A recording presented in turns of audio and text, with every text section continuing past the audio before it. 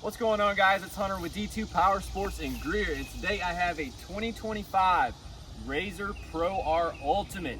It has that beautiful black and teal color scheme. It is one of my favorite side-by-sides of all time, and it sits right up there at the top of its class. This machine is packed full of features. So stay tuned for the video and let's talk about it.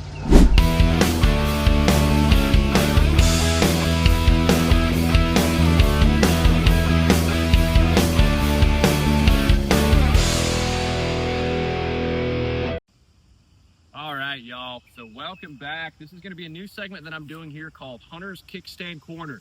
We're going to try at least once a week to go over a nice, cool vehicle that we offer here, whether it's off-road vehicles, motorcycles, side-by-sides in particular.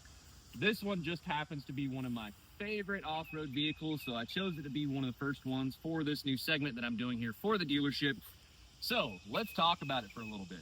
The RZR Pro R Ultimate. It sits at the top of its class as far as RZRs are concerned. They do make a couple of trim levels that are above that, like the factory, the race replica, and a couple of others, but this one right here comes with a lot of the features that most people would want. It is jam-packed full of stuff. So let's start with the outside of the vehicle. It does come from the factory with 32-inch maxes all the way around. Looking at your shocks, you do have Fox Live Valve with the internal bypass, and it also comes outfitted with your Dynamics DV 3.0 suspension system, which is very nice, and we'll talk about that once we get to the inside of the cab. Looking at the front of the vehicle, you do have the nice accented fang lights, which in my opinion make the vehicle look super aggressive, very mean, and just overall cool to look at. Now, if we go around to the back of the vehicle, you do notice you do have high-rise intakes that are covered with frog skin. Now, it is important to note that a lot of people mistake hydrophobic for waterproof. Hydrophobic does not mean water will not get into that system. What this frog skin is there primarily for is water splashing, rain, and it's kind of like a nice watch, right? A lot of the times, you're fine to get it wet. You're fine to go slightly underwater with it. But that waterproof label, even then, is only going to last you so far. With hydrophobic, it's a little bit different. If you submerge these intakes, it is not going to help you. So make sure when you're taking these vehicles off into the water, anytime you locate your intake, make sure to keep that water level below there at the very least, if not even further. So water splashing, rain, these vehicles will perform fine in. Do not sink it past here. So going around, just looking at the accents of the vehicle, I feel like whenever Polaris goes kind of out of their wheelhouse and they do a unique color like this radiant green, a lot of people consider it to be teal. It is a unique color. You don't see bright off colors like these. A lot of the times brands tend to stick to safe colors like red, dark blue, sometimes green, depending on what it is.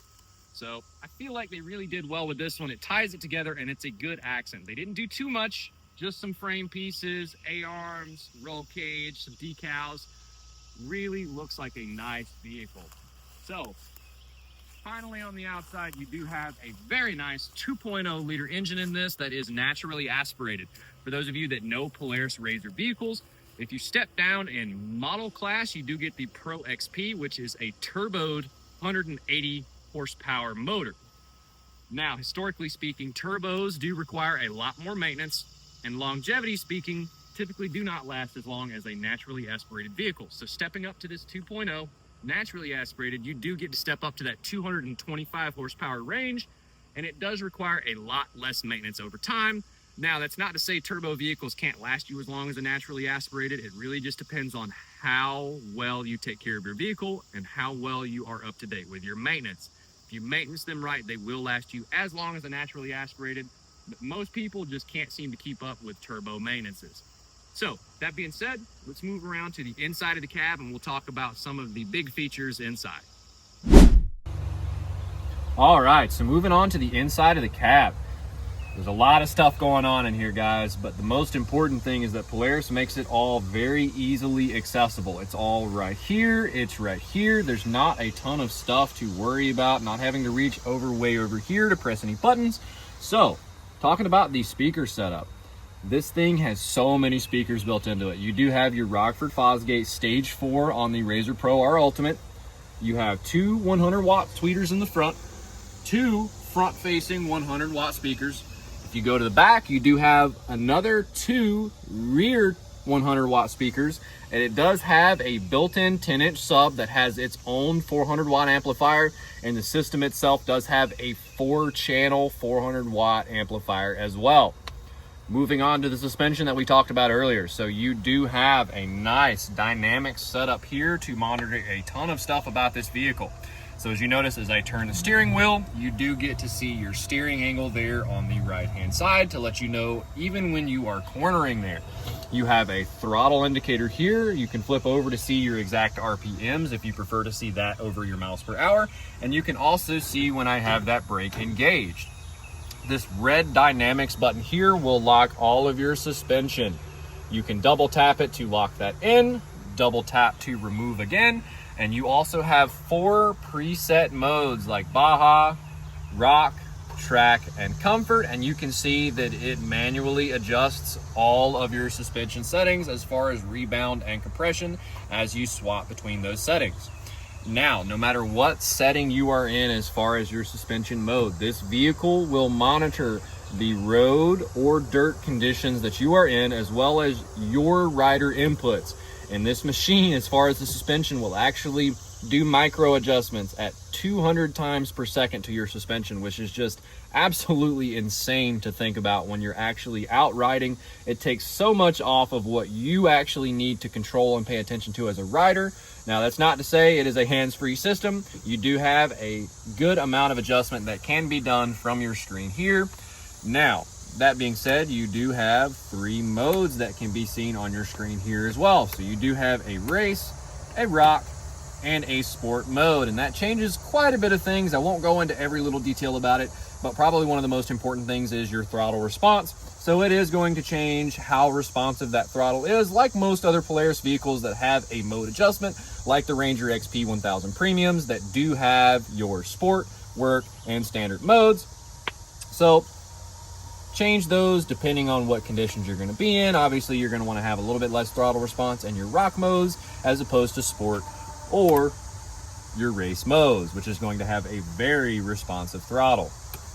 Now, moving on to some smaller things, you do have a cubby hole here that you can hide things in. It is a waterproof seal here, so you don't have to worry about it. If you throw your phone in there, maybe some stuff you don't want to get wet, you can throw it in there and not have to worry about it. As well as the 70th anniversary Polaris badging there on the front, just to kind of remind you of how long Polaris has been doing their thing. And 70 years is quite a long time to perfect these vehicles, and they have really done it. So, probably one of the last things you want to hear is to start the vehicle. So starting this thing up, and it does have a very nice sound. It's a low, gravelly tone. It's extremely aggressive. You get on the throttle, you get a really nice, mellow, but aggressive tone coming out of that back. It does have a pretty big muffler on it. If you like to have a louder sound, there are aftermarket options to switch out that exhaust if you want a louder, more obnoxious tone. Some people do. It's just a matter of personal preference. Very last thing, you probably want to see this thing, how it accelerates. So that will be the last thing that I'll show you. Give me just a couple seconds and we'll transfer over. All right, y'all. So very last thing we're going to touch on before we go is the acceleration of the vehicle. It does have a very big amount of get up and go on this bike. And one thing I want you to pay attention to is when I brake hard. This vehicle does have a degree of dampening and auto leveling that occurs when you are braking real hard to help keep the vehicle from diving too much. So just pay attention to that when I get to the end of the track here and I brake on it real hard and see exactly what the vehicle does. So, want to see what it looks like when we accelerate?